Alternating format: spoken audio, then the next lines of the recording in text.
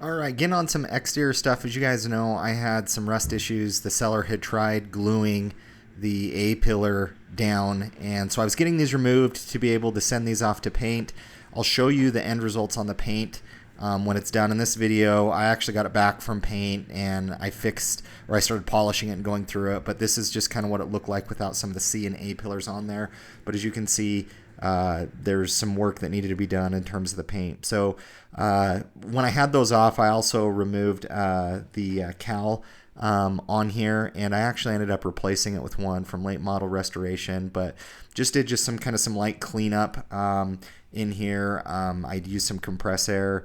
I eventually went around and actually pressure washed a lot of this out, and man, there was like beehives in there. Who knows what had crawled up in there and died, but leaves, a whole bunch of stuff came out of there. And so overall, it looked amazing being able to replace that. And I think when you're kind of restoring cars, things like headlights, things like some of these cowl vents where it covers the windshield wipers, just areas that you can turn trim that's kind of a light gray into a black, because this was like gray, and the second I even tried removing this, it just was so brittle, it just snapped in so many pieces. And that's what happens with these over time and sitting out in the sun, is they should get really weak. And so I was able to get this cleaned up before I put a new one on there, and actually being able to finally get to some areas on the car that I noticed in day one, which was just all the rust that was just underneath the pillars because it was just a crappy paint job that was done. So in these shots, you're actually seeing the car back from paint, and I wanted to start going over some of these trim pieces because some of them were faded on the car. Some of them, needed some love, and so I actually use this from Lithium. It's an awesome product. It's their trim cubes. I'll leave a link in the description below if you guys want to check it out. But this is just such an amazing product. It's like this little sponge, and honestly, I think I did the entire car with one, but you can see here I just started going around all the moldings, all the trims, and it restores it back to just the factory, trim color, and it does an amazing job. Like, I did the entire car, I think, with one trim cube. I ended up doing the mirrors, I ended up doing in the front, really went around all the sides, any place where there was plastic or trim, went around it, and yeah, even up above here, did it all. Now you're going to make sure, I'm obviously using this quite a bit. You're going to want to make sure that, you're able to remove that off of the paint, because it will leave some type of kind of oily residue on there. But the trim cubes, you might have heard of like Cerakote, but Lithium's I've found is much easier to apply.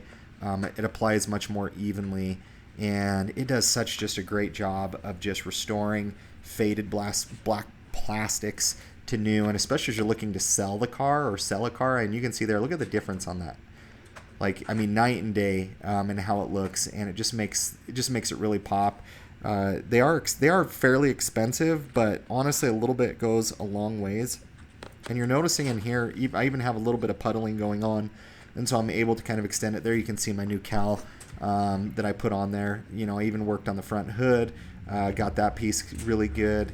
And yeah, I just went around here to the other side. But overall, as you're looking to sell a car or just make your daily driver look a little bit better, it's not in massive changes. It's in the small details. It's in just little things that you normally wouldn't pay attention to. And overall, this is an awesome product. My favorite product to use. There's other back to black. There's a whole bunch of other things that you can use.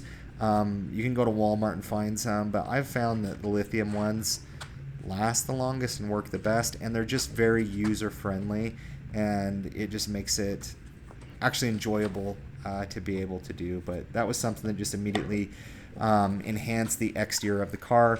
Here I am now essentially clay barring the car. This is a synthetic sponge from Griot's Garage that I actually like to use. So I use some rinseless wash on here to just decontaminate the paint. If you guys aren't familiar, particles get into the paint, iron particles, a lot of things over the years. So I mean, it was pretty bad, and I even used some iron remover on the paint just to remove, a lot of different things even before I clayed it. And here I'm just doing a light polish. I did use a blue pad. This car's been painted in several areas, so I didn't want to get too aggressive in terms of just, what I wanted to cut into it.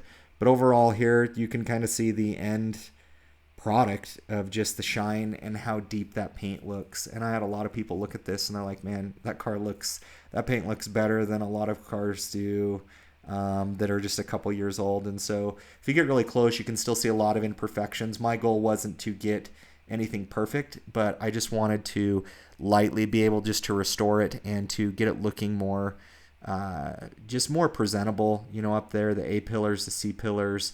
I got those painted. I'll talk about that in an upcoming video, but overall, for a car that's 23 years old, I'd say it's not too bad. It has been repainted, a couple times in different panels, different places, but it looks good and I'm happy with it. So I didn't ceramic coat it. I didn't do anything like that. I just used kind of just a very light spray sealant on there because, I didn't really want to go to the amount of money to put ceramic coating on there. I had some that I could have put on there. So I just used a sealant on there because, the plans are for this car is to be able to sell it. Now, guys, after detailing the car and getting this car mint, getting it perfect, exactly how I wanted it to, the Cobra Mustang decided it did not want to run again, and it wanted to have more mechanical problems. So, fun fact, after I did all the work and restoring it and everything, the car would not start. And I tried jumping it. I tried doing everything. I put a new battery in it. I even tried some starter fluid, and it would start up.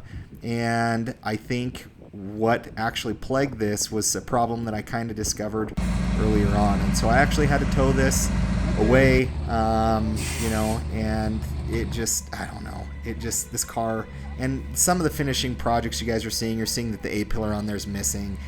So technically the car broke down before I did all of the final paint work and everything, but it ended up being the fuel pump that was bad, and then my mass airflow sensor decided to go bad. So I had to get those both replaced. $1,500 later, and driving this car over 1,000+ miles, I finally crossed my fingers, took it to pass emissions, and it passed emissions.